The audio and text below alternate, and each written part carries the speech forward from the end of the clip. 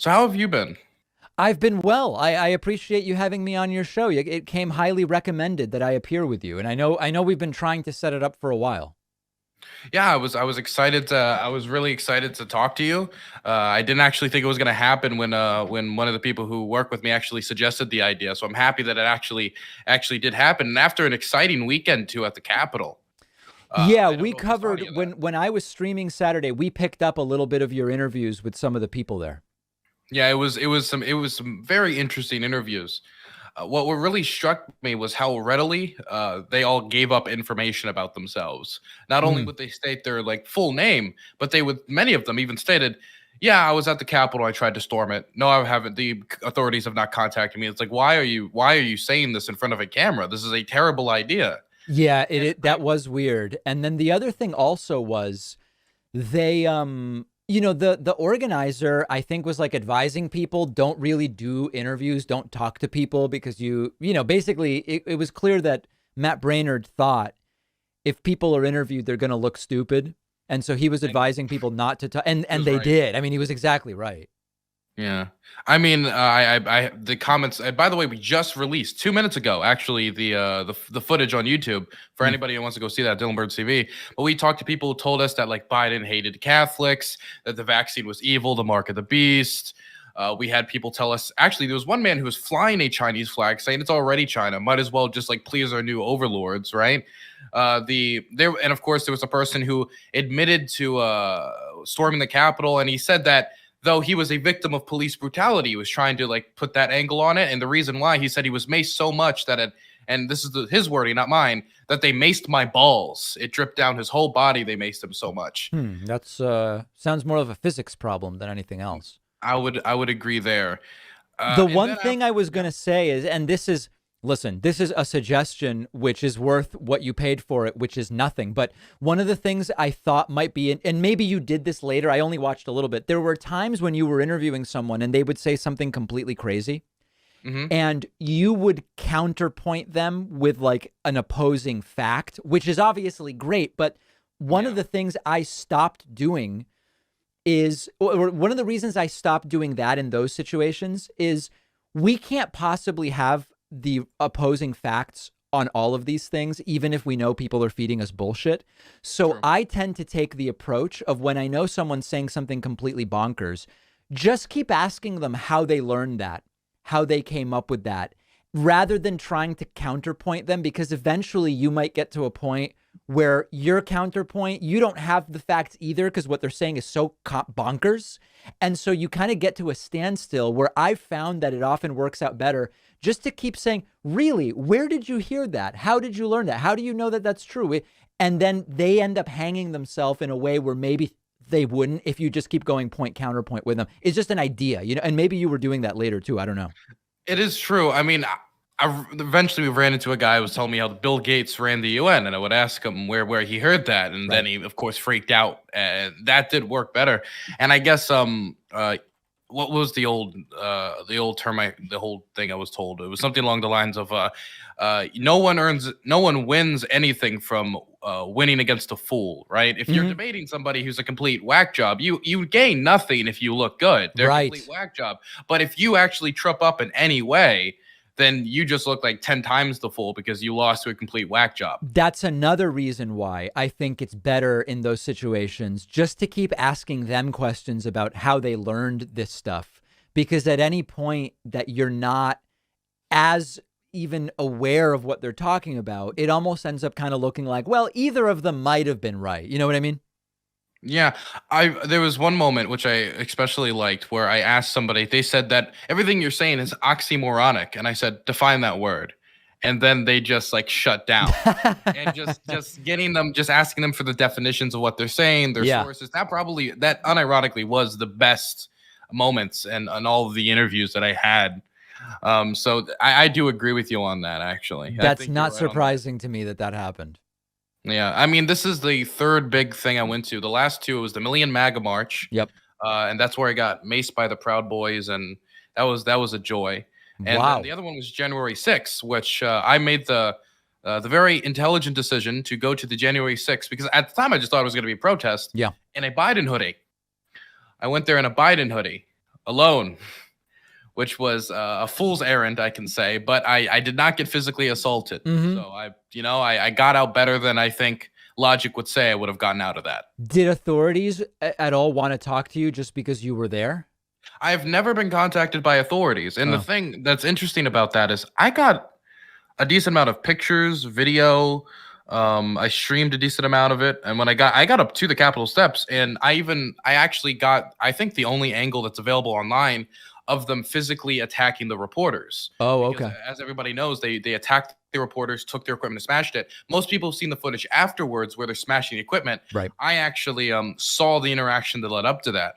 What happened was it was right after most of the chaos had happened, and they were pushed out of the Capitol. And so everybody's now kind of outside the Capitol, kind of combating with police as police try to gain order.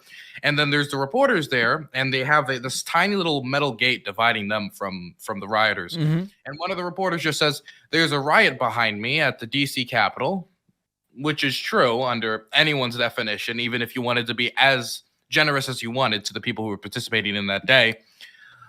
And one of the people there got so angry that they used the term riot, that they came up with an American flag and started waving it in front of the camera so they could record anything. And then other people gathered. Then they started pelting them with objects before tearing down the metal barrier, pushing them all out and smashing up their equipment. Wow. And so basically, they rioted in response to being called a riot. It became a self-fulfilling prophecy of sorts.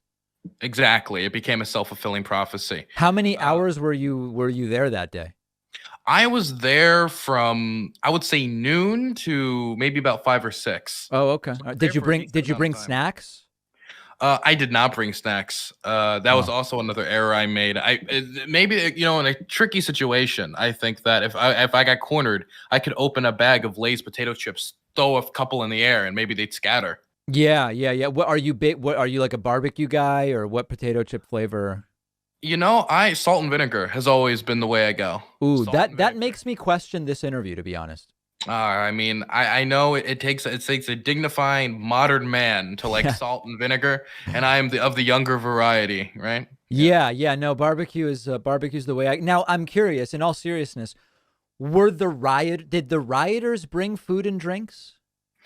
I did not see any food and drinks there, but there were people with backpacks. There Yeah. were people with these like LARPers and like full military gear with everything geared up, backpacks. And I'm sure if you opened it up, you wouldn't find military equipment. You'd mostly probably find like maybe like juice boxes and snackies, like some Oreos and stuff. I'm sure obviously a few of them had military equipment. Bombs were planted at the Capitol. I mean, at the RNC and DNC the night before, and of course there was other weapons found, as many people were arrested with weapons. Did you, since you were in the crowd, did you see people with weapons? I saw people using traditional objects with weapons, like As I would say weapons? like a pole, yes, okay. like stuff like that. I see. I never saw anybody like take out like a knife or like a baseball bat. It was like using, for example, the metal gate, the barrier, like using that to push against people. I never saw any actual like weapons get taken out. There was a lot of people with I would say like military gear, like fully geared up. There was a lot of people with like full camo or completely in black, all things covered, and they have elbow pads and everything. Like they're ready for something, right? Sure. Like Mo Brooks was ready because he had body armor for some reason. That's weird to me. Yeah, that's the one thing I really want answered is why did Mo Brooks have body armor when no one else was supposed to, when he wasn't supposed to know of what happened or what was going to happen? It's very, very strange. Yeah, I've not has there even been an explanation asserted for that, even if it's BS? Nothing. Absolutely nothing. Okay. We just know he had body armor, which of course obviously implies that he thought there was a high likelihood of violence or knew there was going to be violence. Right. Even the best case scenario would be that he knew there was a high likelihood. Which raises a whole other series of obvious questions, which we've not gotten answers to. Of course. So yeah, January 6th was wild. The thing that got me about January 6th, there's two things that were interesting. How open people were with their calls for like actual like revolution and overthrow that I think is really dug into me with like being firsthand there. Like people just calling for random politicians to be executed. Right. People just calling for anybody who voted the other way to be executed. I remember there was one interaction I had at the Capitol steps where somebody they saw my Biden hoodie and they got angry and they started talking to me and they said I was a traitor for just voting for Biden. There was nothing else there. It wasn't like you're a traitor because you're part of Biden's government or you did this thing. Just merely voting the other way made me a traitor. And then later, when I was declared a traitor, people would of course follow that up with, what happens to traitors? What's the penalty for treason? Right. What's the obvious implication there is you should be shot or hung or executed in some manner. Sure. And the other thing that was interesting was the weird divide amongst the protesters on how to interact with the police. Because half of them were very much like, we respect you and stuff, and you're great, you're the boys in blue. And the other half was just like, fuck them, they're traitors, they're oath breakers was a term I heard a decent amount that they've broken their oath, and they're against the people. And that, I guess, was their justification for them attacking a group they were usually very supportive of. But what a wild day. Like conflict with each other. Yeah, it was. I had no clue I was in for that type of a day, and I wouldn't have gone alone or in a Biden hoodie if I knew that was the case. That's why I didn't go to this weekend in a Biden hoodie, because right. No, I think that was smart. Now, you were wearing a mask in a lot of the interviews I saw. Did anybody mention anything about that? Because most of the people there were not wearing masks. Yeah, most of the people there were not wearing. I would say maybe like 1 in 4 to maybe 1 at 3, if I'm being very generous, were wearing masks. And most of those people were counter protesters. Counter protesters, a lot of them just went in and out of the protests at free, which actually surprised me. The cops were very, very ready. They had the police basically surrounded. I looked up to the Capitol steps and there were cops all over it. They were not taking any chances, which I would assume after losing so many of their colleagues, there's a reason why they're not taking any chances. Right. But when it comes to masks, they never brought up my mask. They did bring up, do you have the mark of the beast, right? Have you been vaccinated? And I would always say yes. And then they'd like go on a diatribe for 5 minutes about how I've accepted Satan or I'm Bill Gates' spawn or I'm a UN dog, something along those lines. Did anybody tell you to step away because you were shedding vaccine on them? Once, actually, that did happen. Somebody did tell me hey, I don't need that. I don't need the mask. You need to keep that mask and keep that vaccine away from me, right? That's something that actually was cut out of the final footage we uploaded to YouTube, but you can still find that on the vault on my Twitch channel if somebody wanted to see that. There was this fellow that was very interesting. He looked like somebody just came straight out of the coal mines in a pickup truck, right? I don't know how else to describe the man. No mask, no nothing. He had his whole depopulation sign. He was implying that the vaccines were depopulation, and he was telling me how Bill Gates owns the UN. And I said, how? And then that was where that interaction basically ended, where he's like, well, how? I mean, like, he just does. And like, well, okay, it was, what about the vaccine? That's Bill Gates too. How? And then, of course, it would trip him up again. So there was no deeper explanation. There was no deeper explanation. What he would tell me is that, wow, you're a reporter and you haven't done the research, as if he asserts that Bill Gates owns everything. I'm just supposed to have a record of Bill Gates' finances on hand while I'm at a protest to do with nothing associated with Bill Gates.